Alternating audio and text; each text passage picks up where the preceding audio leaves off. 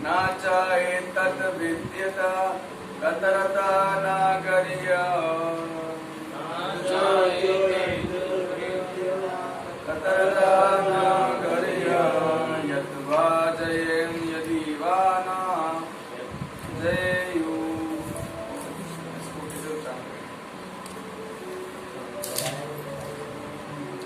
न चाहे तत् विद्या कतरता नागर्यो न चाहे तत् विद्या कतरता नागर्यो यत् वा जयेम यदि वा नो जयेयुः। यत् वा जयेम वा नो जयेयुः। यानेव हत्वा न जिजीविषामः यानेव हत्वा न जिजीविषामः ते अवस्थिता प्रमुखे धृतराष्ट्रः।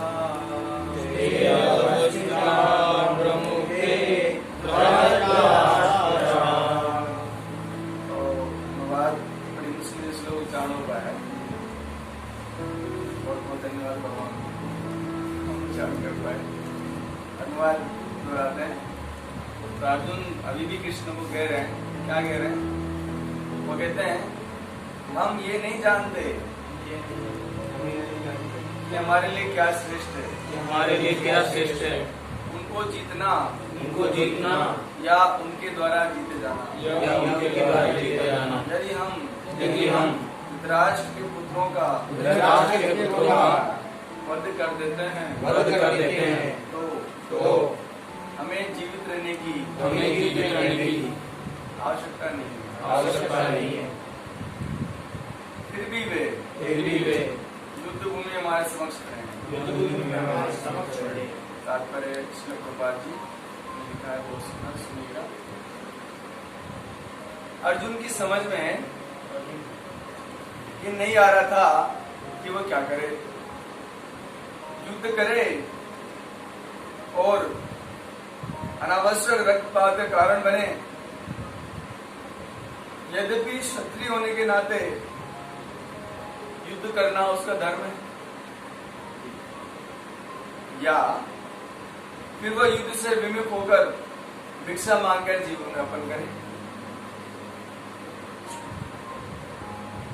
दोनों में उसको समझ नहीं आ रहा है। ऐसे हम कई बार चर्चा कर चुके हैं। अर्जुन को दोनों बार समझ में नहीं आ रहा है कि अच्छी चीज क्या है, वो चीज जो मृत्यु के बाद भी हमारे साथ जाएगी। अर्जुन जैसे लोग हैं ना, वो मृत्यु के बाद की चिंता ज्यादा करते हैं, धर्म अधर्म की चिंता ज्यादा करते हैं। और हम जो होते हैं, हम लोग जो कलयुग में जन्म लिए हैं, चाहे भागे जीव है, बोलते हैं अभी कैसे सुख मिलेगा बता दो। अर्जुन के स्टेटमेंट देखिए, बहुत भारी स्टेटमेंट है। अर्जुन की जो स्टेटमेंट है बहुत भारी स्टेटमेंट है कि राज्य मिल जाए, सुख मिल जाए, पृथ्वी मिल जाए, धरती मिल जाए और स्वर्ग मिल जाए, तीनों लोग मिल जाए, ब्रह्मांड मिल जाए, तो भी कृष्णा युद्ध नहीं होता।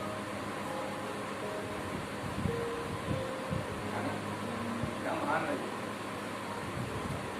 वो कहना चाह रहे हैं कि मुझको सबसे ज्यादा प्रिय धर्म है और मुझे ये काम युद्ध करने में धर्म नजर आ रहा है। कृष्णा आप ये ठीक करो, वो आपकी बात है, लेकिन अभी तो मुझे तो अधर्म और पाप नजर आ रहा है, तो मैं तो युद्ध नहीं करूंगा। भयंकर अधर्म पाप। फिर उसके मन में आ जाएगा इससे बड़ा अवसर कहाँ मिलेगा। पूरा स्टेडियम खचाखच भरा है, इतने सारे योद्धा हैं, है कि नहीं। जैसे वो जो मल्ल युद्ध करने वाले होते हैं ना, उसमें जो पहलवान होते हैं, वो बड़ा खुश होते हैं दूसरे ग्राउंड में, अरे आज तो टांग है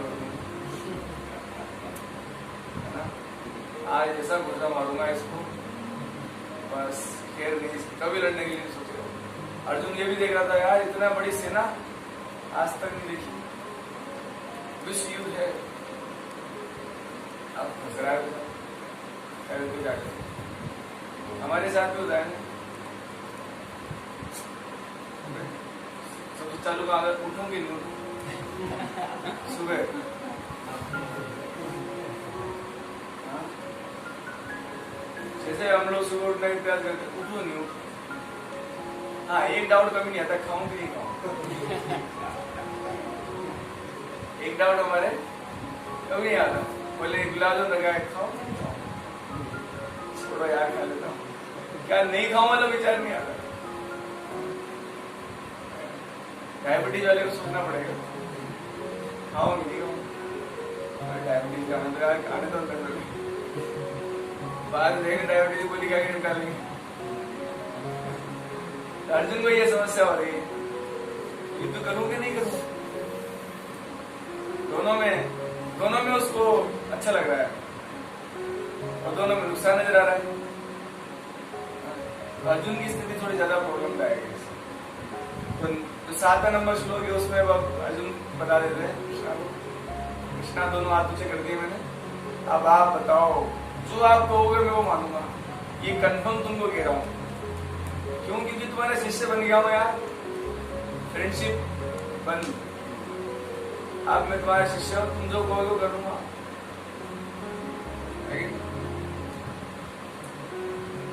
और बोल रहे हैं कि युद्ध से भागकर मैं भिक्षा व्यापन कर लूं अब क्षत्रिय को ये शोभा नहीं देता लेकिन अर्जुन को इसकी प्रैक्टिस है वो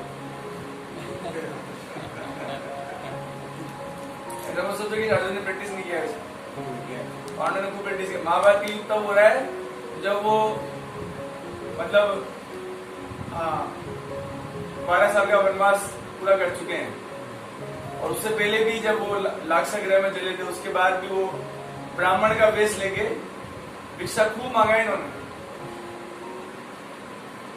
खूब भिक्षा मांगा है वनवास में पूरा भिक्षा मांगा है क्षत्रिय होकर भी बड़ा मुश्किल काम इसलिए भगवान के जो भक्त होते हैं वो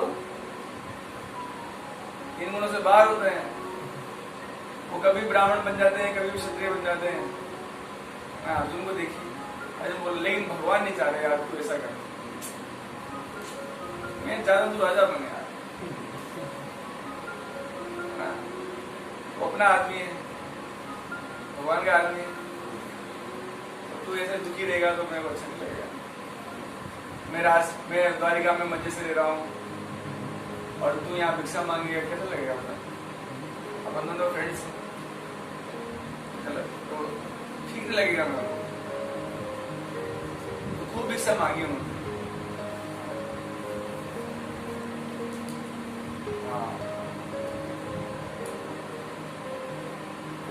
फिर आगे लिख रहे प्रभात यदि वह शत्रु को जीतता नहीं तो जीविका का एकमात्र साधन भिक्षा ही दे जाता है मतलब अर्जुन इतना मान सोच रहे हैं वो यार इतना बड़ा अधर्म करना पाप करने से राज्य सुख से बढ़िया है कि मैं कम से कम पाप तो नहीं करूंगा अधर्म तो नहीं करूंगा भिक्षा खा लूंगा भिक्षा में तो इतना अपमान होता है और आप जानते हैं क्षत्रिय के साथ क्या है क्षत्रिय वो होता है जो अपमान सहन ना कर सके और ब्राह्मण वो होता है जो शारीरिक कष्ट सहन ना कर सके क्षत्रिय कौन होता है जो अपमान सहन नहीं कर सकता शारीरिक कष्ट कितना ही सहन कर लेगा जैसे इनकी पोल कब खुली थी करने की जब परशुराम जी गोदी में लेके परशुराम जी गोदी में सो रहे हैं और एक अर्जुन तो इंद्र की एक कीड़ा बन के आया और पूरा जान को खा गया शारीरिक कष्ट सहन कर गया तो परशुराम जी उठे क्या है जो गीला गीला लगा इन खुल गया उनका ब्लड है और बोले कि तू ब्राह्मण नहीं है तूने मुझे धोखा दिया दुष्ट तूने मुझे धोखा दिया मैं ब्राह्मण के अलावा क्षत्रिय को तो ट्रेनिंग दूंगा नहीं क्षत्रिय से तो उनका 36 आंकड़ा है 21 बार क्षत्रिय में निपटा आया है बोले क्षत्रिय को तो नहीं दूंगा ब्राह्मण को ट्रेनिंग लेने आएगा मैं तो दे सकता हूँ और भीष्म पितामह ने भी थोड़ा हराया था इनको तो सोचा था क्षत्रिय को कभी ट्रेनिंग नहीं दूंगा बड़ा खतरनाक होते हैं लोग यार गुरु को हरा दिया तो हाँ जीविका का एकमात्र क्या रहता है साधन भिक्षा तो भिक्षा आप सोचो कितना अपमान होता है, कभी कोई देता है कभी नहीं देता, फिर भी अर्जुन तैयार है, पहले मैं अपने क्षत्रिय धर्म को त्याग दूंगा।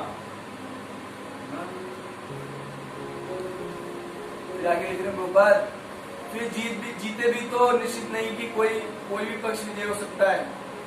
यदि उसकी विजय भी हो जाए तो भी धृतराष्ट्र के पुत्र मरते हैं तो उनके बिना रह पाना अत्यंत कठिन हो जाएगा। मतलब कोई ऐसा सोच रहे हैं यार, अगर हम लोग मतलब ऐसे कैसे कर सकते हैं,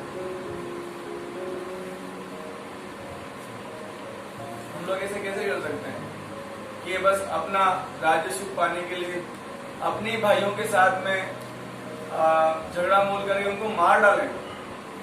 मान लीजिए बंटवारा होता है ना,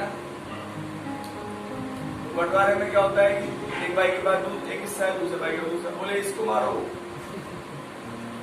एक भाई को निपटा होता है कि पूरा का पूरा जमीन अपनी, वही हो रहा है। बोले यार ऐसे कैसे कर सकते हैं, क्योंकि जब हम राज्य भोग करेंगे तो हमको याद आएगा कि इनके खून करके हम लोगों ने ऐसा करा है। प्रभुपाद जी लिख रहे हैं आगे तात्पर्य में कि ऐसा भक्त, ऐसा सॉफ्ट हार्ट जिस व्यक्ति का है वो भगवान का कृपा प्राप्त करता है ना। देखिए प्रभुपाद लिख रहे हैं यहाँ पे, अर्जुन द्वारा व्यक्ति इस प्रकार के विचार सिद्ध करते हैं, हैंस प्रूव, कि वह न केवल भगवान का महान भक्त था अपितु बहुत बुद्धिमान और अपने मन और इंद्रियों पर नियंत्रण रखता था। बुद्धिमान था और मन और इंद्रियों का है ना। आपको पता नहीं ना, तुमने कभी भिक्षा मांगी? भिक्षा मांगना कितना बुरा काम बताया, वो भी क्षत्रिय, जन्मजात क्षत्रिय जो है। आपको पता नहीं है ना, हम लोग तो इतना क्षत्रिय ना कुछ पता नहीं चल रहा है क्या है। शूद्र के नीचे जो कोई क्लास होती है वो है। तो जो क्षत्रिय होता है और जो राज परिवार में जन्म लिया है और जिसका पूर्ण अधिकार है कि उसको राज्य मिलना चाहिए, पूर्ण अधिकार है, ऐसा भी नहीं है कि उनको अधिकार नहीं था। उनके पिताजी पांडु जी का इतिहास था, राज्य धृतराज को थोड़ी देर के लिए बिठा दिया था तो वो राज्य अपना है, ऐसा थोड़ी होता है। जिसका पूर्ण अधिकार है वो इनको मारना नहीं चाह रहा और खुद ऐसा मतलब तुच्छ जो काम है भिक्षा का, ऐसा व्यक्ति भगवान का, हमारे हृदय में जब ऐसा होगा ना तब हम भगवान के थोड़ा नजदीक पहुंचेंगे, नहीं तो नहीं। यानी कि भगवान को जो सबसे ज्यादा प्रसन्न करता है वो क्या है, आपके गुण। क्यों भगवान इन पांडवों के आगे पीछे घूम रहे हैं यार, चैन नहीं मिलता। महान गुण है पांडवों के, तो हमारा उद्देश्य नहीं है भगवान हमारे आगे पीछे घूम। यार तो क्या काम हो गया, हम यही करेंगे। हाँ, भगवान जो है गुणों से बड़े प्रभावित होता है, इसलिए भगवान ने गीता में कहा मैं किनको पसंद करता हूँ, अद्वेष्टा सर्वभूतानां मैत्र करुणैव च निर्द्वंद्वो नित्यसिद्धिस्तो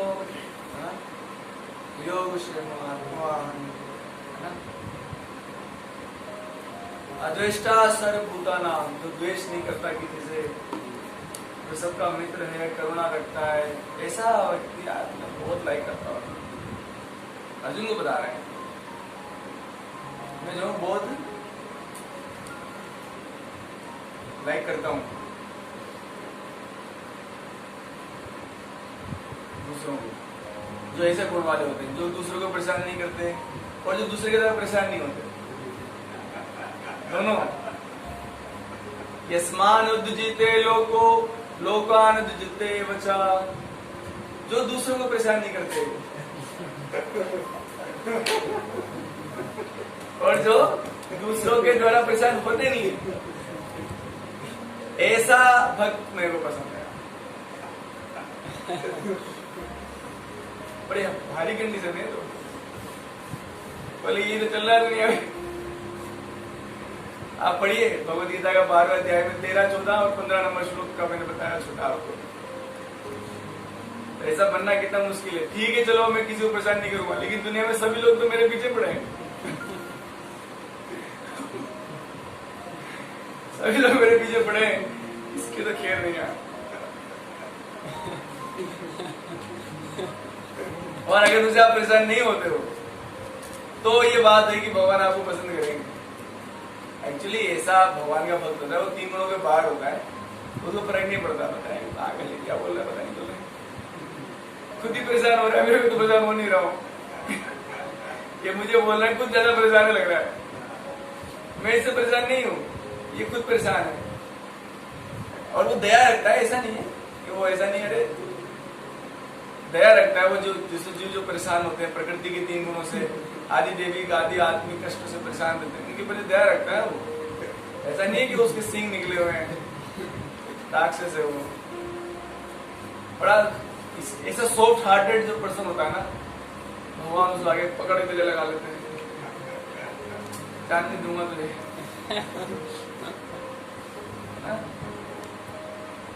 देखो प्रपात भी लिख रहे हैं इस बात में, मेरे प्रपात मतलब इससे पता लगता है मैं गुरु परंपरा में हूँ। प्रपात जी की बात को पहले पता लगाया मैंने। प्रपात लिख रहे हैं, राज परिवार में जन्म लेकर भी भिक्षा द्वारा जीत लेने की इच्छा उसकी विरक्ति का दूसरा लक्षण है। राज परिवार लड़का जन्म हुआ है, राज परिवार क्या है, तो देवताओं का पुत्र है, छोटा मोटा थोड़ी है। और फिर भी भिक्षा मांगने की उसकी बात, ओहो विरक्ति का लक्षण। तो आज अर्जुन का एक विरक्ति वाली स्टोरी सुनेंगे, बहुत बढ़िया, बड़ा मजा आएगा उसको। ये सारे गुण अपने आध्यात्मिक गुरु श्री कृष्ण के उपदेशों की श्रद्धा ये सब मिलकर सूचित करते हैं वो सचमुच पुण्य आत्मा था। अब बहुत महत्वपूर्ण बात बोलने की इच्छा हो रही है कि कौन व्यक्ति भगवान का भजन करता है, भगवान की भक्ति करता है कि नहीं? दीपक को क्या श्लोक है बताओ, कौन व्यक्ति भक्ति नहीं कर पाता और कौन व्यक्ति भक्ति कर पाता है? क्या है वो? तो भगवान खुद बताते हैं, भैया देख 4 प्रकार के दुष्ट बदमाश लोग हैं, उनको कहा गया दुष्कृति। दुष्ट मतलब बुरा, कृति मतलब कर्म, जिनके जन्म जन्मों से कर्म बुरे हैं। मैं आपको आज 1 बजे क्लास में डिस्कस कर रहा था कि आप देखिएगा जो लोग कहते हैं ना भगवान नहीं है, आप उनके साथ सिर्फ 2 दिन ले लो, आपको पता लग जाए कितना बदमाश है। उसका स्वभाव देखना, आप उसका आचरण देखना, कितने पापों में लिप्त है वो आप देख लेना। मैं गारंटी है क्या बोल सकता हूँ। जो कहता है ना मैं भगवान नहीं मानता, मैं ये भगवान क्या होता है, मैं भगवान, बेवकूफ बना रखा है लोगों ने भगवान क्या होता है। आप जाके देखना, उसके बाद 3-4 दिन रहना, उसके बाद आप रह नहीं पाओगे। अगर आप धर्मात्मा तो रह नहीं पाओगे, 1 दिन में वापस आ जाओगे।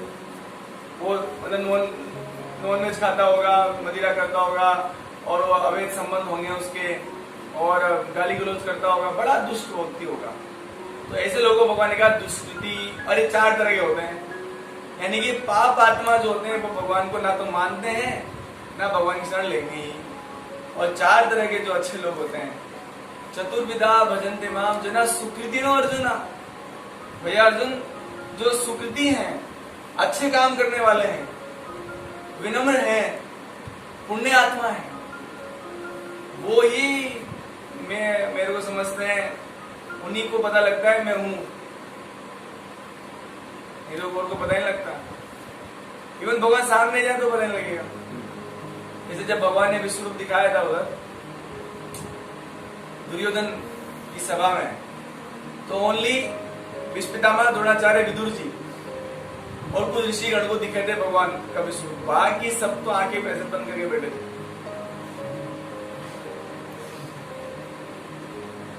भगवान को समझने के लिए क्या चाहिए? पुण्य आत्मा होना चाहिए आपको। श्रद्धाम सुखदा कृष्णा पुण्य श्रवण कीर्तना। अगर आप पुण्य आत्मा नहीं हो, पाप आत्मा हो, तो भगवान बहुत दूर है आपसे, पूरेंगे आपके पास। दिमाग खराब, भगवान का दिमाग खराब है, आपके पास आएंगे। उनका दिमाग ठीक है ना, वो कभी दुष्टों के साथ नहीं देंगे, वरना आप नहीं दे सकते। आप रह के दिखा दो, दुष्टों के साथ आप खुद नहीं रह सकते, है ना? हाँ, तो प्रभुपाद आगे लिख रहे हैं, ऐसा व्यक्ति मुक्ति के लायक है भैया।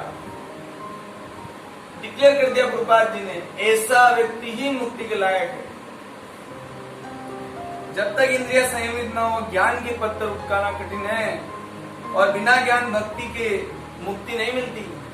तो मुक्ति का फॉर्मूला बता रहे हैं प्रभुपाद, ज्ञान प्लस भक्ति इज इक्वल टू मुक्ति। हाँ, ज्ञान प्लस भक्ति इज इक्वल टू मुक्ति। तो हम लोग को वैसे चर्चा नहीं करनी चाहिए ना, क्या आप लोग मुक्ति की बातें कर रहे हो, तो लग भी नहीं यार, अभी से टेंशन है यार, परेशान है हम लोग, और आप मुक्ति की बातें कर रहे हैं। हाँ, परेशान है हम, भले परेशान से मुक्ति करने के लिए तो मुक्ति की बात, परेशान हो इसलिए तो बोल रहा हूँ मुक्त हो जाओ, हर समय परेशान। अर्जुन अपने भौतिक गुणों के अतिरिक्त इन दिव्य गुणों से युक्त था। तो अर्जुन, रूपाद ने इस श्लोक में अर्जुन का एक बहुत महत्वपूर्ण गुण बताया, वैराग्य। वैराग्य, त्याग की भावना भगवान को बहुत पसंद है, इसलिए बलि महाराज के पास चेक करने गए इसके अंदर कितना त्याग है। भगवान गए ना वामन अवतार लेके बलि महाराज के पास, सारा साम्राज्य सामने है, सब कुछ सामने है, बोले दे दो। तो भगवान ने, इनके गुरु शुक्राचार्य ने समझाया, भैया विष्णु है, बोले विष्णु है देनी का तो है। हमने सुना है हमारे दादा परदादा, कौन थे दादा परदादा? प्रहलाद महाराज, मैं भी काश्मीर परिवार में, प्रहलाद महाराज जिनके पूर्वज हैं, क्या उनका होगा, है ना? बलि महाराज को आपने सुनी है। तो त्याग को भगवान पसंद करते हैं, है ना? एक त्याग की घटना शायद आपने सुनी नहीं होगी। एक बार अर्जुन को 12 साल के लिए खुद वनवास चूज कर लिया उन्होंने, इच्छा करके। बड़ा मन से प्रेम है, इच्छा करके। तो क्या हुआ था, अब इसमें कितनी देर में खत्म होगी तो मैं पहले बता चुका हूँ, अगर फोन काटना चाहे तो काट सकते हैं, कोई प्रॉब्लम नहीं है। मैं फिर भी कथा तो कहूँगा, बहुत सुंदर कथा है। आप में से मैं भी हम लोग पढ़ रहे थे महाभारत की कथा, तो उसमें आई है बड़ी कथा। तो पहले सस्पेंस डाल दें आपके अंदर कि 12 साल का वनवास अर्जुन ने चुना क्यों, वो भी कब चुना जानते हो? जानते हो आप? जानते हो कि नहीं? जानते ना? तब चुना उन्होंने जब उनको इंद्रप्रस्थ का पूरा राज्य प्राप्त था उनके पास। अरे यार, राज्य प्राप्त फिर बन क्यों जा रहा है? वो भी अर्जुन अकेले ही है, ये क्या बात है?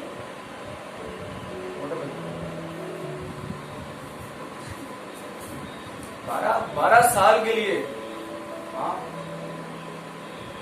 तो इसी घटना से पहले मतलब अर्जुन ने कुछ नियम भंग किया था।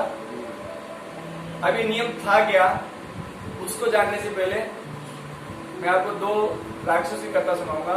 उनका नाम था सुंद और उपसुंद।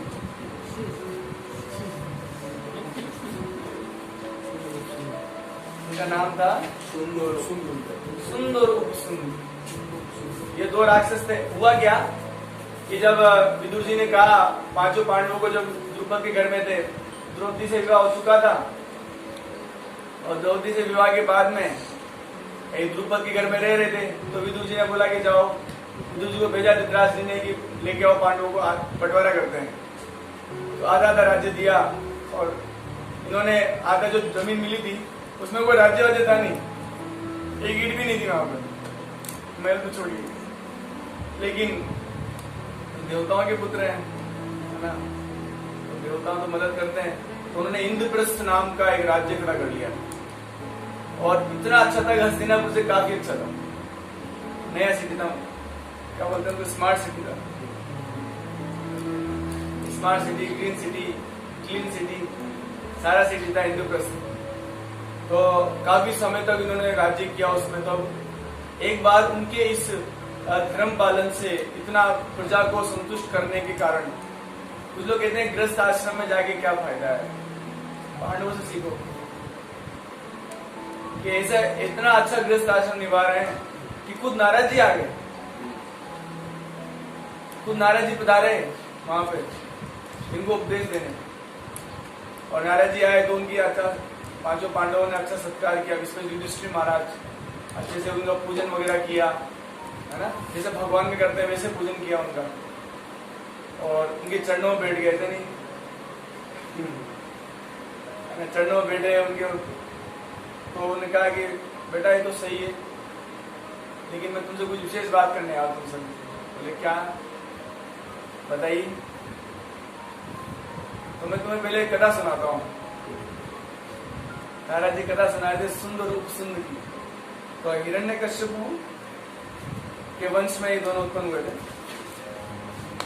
हाँ, हिरण्यकश्यपु के वंश में निकुंभ नाम का एक महाबली प्रतापी दैत्य था।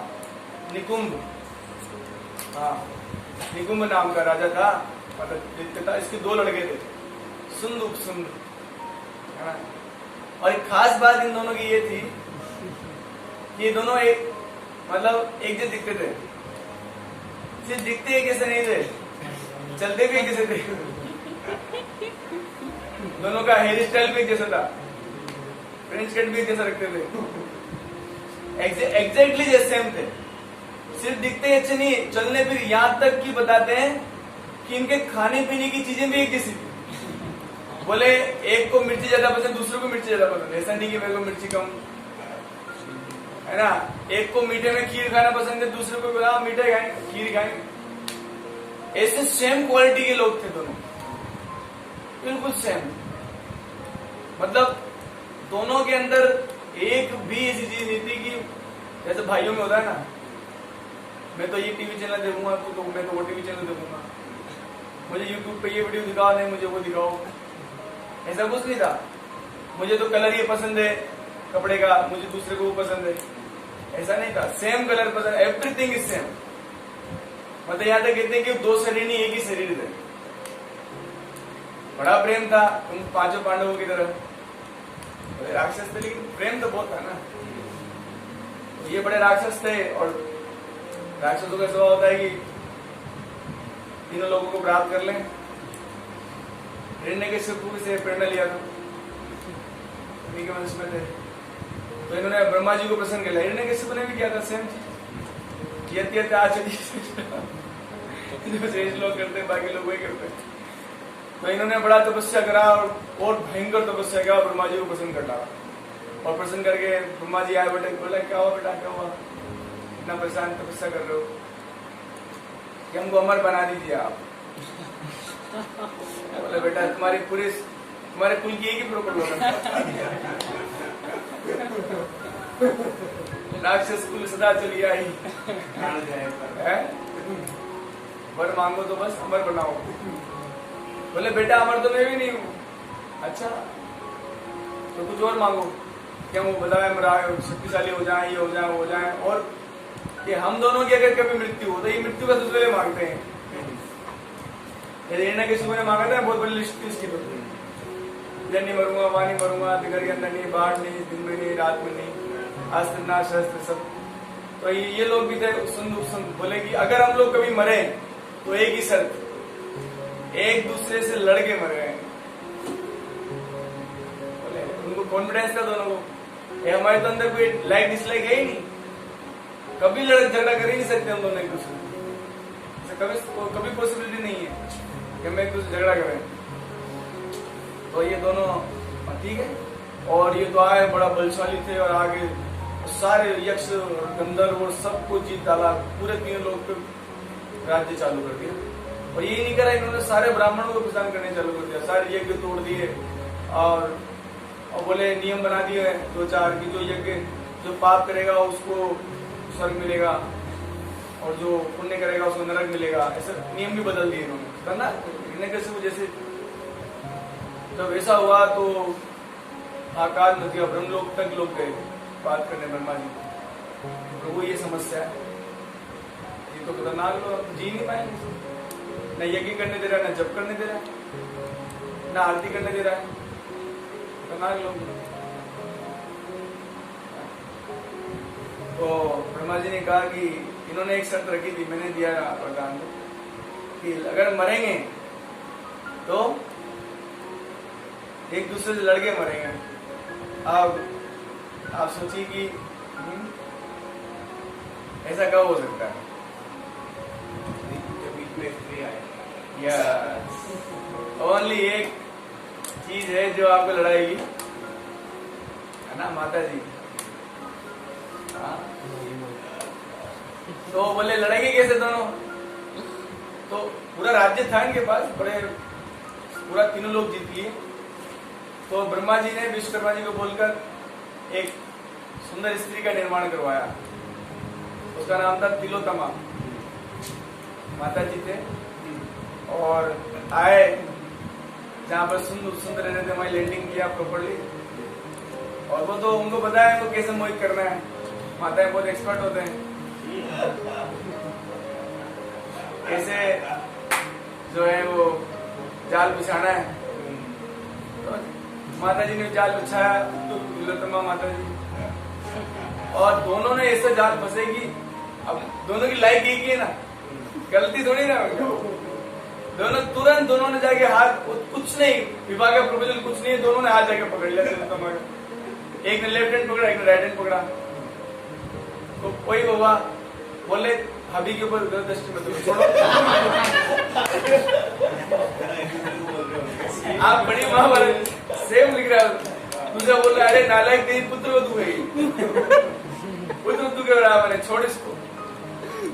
अरे दोनों ने तो तिलोत्तमा हाथ को छोड़ा, बोले अच्छा, और खूब दारू के नशे में थे और झगड़ा चालू और मार पीट चालू, पूरे तो लथपथ कर दिया और बहुत घुमासान घोटे लगा के मार डाला। तो तिलोत्तमा का प्लान सक्सेसफुल, और नारद जी ने ये कथा पांचों पांडवों को सुनाई। तो नारद जी ने बोला समझ गए ना, पांचों पांडवों का समझ गए कि नहीं। लेकिन बात ये है कि पांडव कितने महान थे। द्रौपदी से विवाह हुआ लेकिन कोई झगड़ा नहीं, अभी तक कोई झगड़ा नहीं, एक ही है ना, एक ही पत्नी से कोई झगड़ा। लेकिन नारद जी बताए कि नहीं नहीं, आप नियम बनाओ कुछ। तो नियम वहां बनाए नारद जी के सामने कि मतलब एक फिक्स टाइम पीरियड के लिए द्रौपदी एक भाई के पास रहेगी, फिक्स टाइम पीरियड के लिए। अब वो टाइम पीरियड तो मैंने महाभारत में पढ़ा नहीं। अगर कोई दूसरा भाई इस नियम को भंग करता है किसी भी कारण से, तो उसे 12 साल का वनवास झेलना पड़ेगा। ये नियम बनाया, सबने साइन किए और नारद जी ने भी साइन किए, वहां चले गए थे, एग्रीमेंट साइन। फिर एक दिन क्या हुआ कि इंद्रप्रस्थ के राज्य में कुछ लुटेरे आ गए, और लुटेरे ने क्या करा कि इनको एक ब्राह्मण की गो लेके भाग गया सारा। और ब्राह्मण तो चित्कार करता रहा, क्या है राजा, ये सब है क्या है, नपुंसक तो सारे मेरी वो गो लेके भाग गया। अब देखिए क्षत्रिय कौन होता है, अब आप समझिए, क्षत्रिय वो होता है जो हिंसा करता है सही काम के लिए।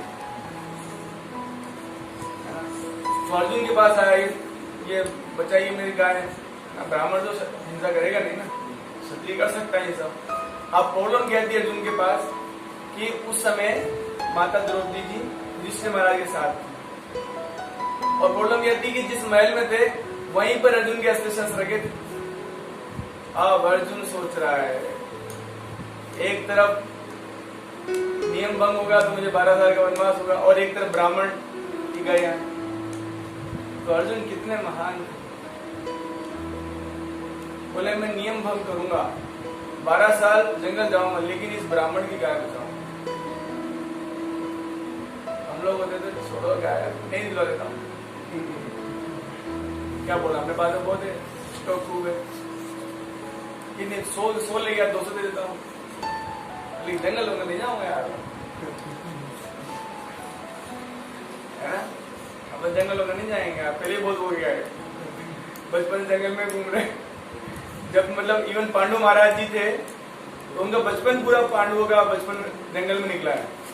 जब बड़े हो गए थे तब लेके आए थे कुंती महारानी और 5 पांडव हस्तिनापुर।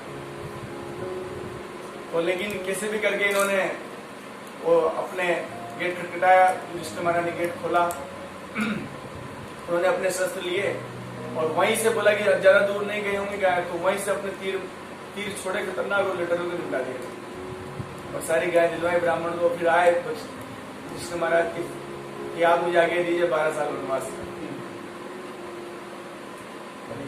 बड़ा है युधिष्ठिर महाराज बोले छोटा भाई है, छोटा भाई तो आ सकता है भाभी के पास, उसमें क्या प्रॉब्लम है, तो समस्या नहीं है। नहीं भैया हमने नियम भंग किया है, हमें तो वनवास जाना ही होगा। और फिर अर्जुन के अंदर त्याग कितना है ये पता है। ये स्टोरी किस लिए है, ये है कि हम लोग ये समझें कि 2 चीजें समझे हम इनसे। एक तो अपने नीचे अवस्था समझे हम कितने नीच, और दूसरा ये समझें कि भगवान के भक्त कितने उच्च हैं। उनके जीवन में जो जो घटनाएं घटी फिर भी उन्होंने धर्म को नहीं छोड़ा, वो अधर्म के मार्ग पे नहीं चले। हमारे साथ थोड़ी सी प्रॉब्लम होती है तो धर्म छोड़ बैठते हैं, भक्ति को छोड़ बैठते हैं, है ना। इतने महान चरित्र के लोग हैं, इसलिए तो भगवान हमेशा साथ देते हैं। अर्जुन को तो विशेष है ना। और ये 12 साल के वनवास में ही है ना कई सारी घटना हुई, तो उसको कभी और सुनाएंगे। आप सभी का तब के लिए बहुत धन्यवाद। एक बार हरे कृष्ण महामंत्र।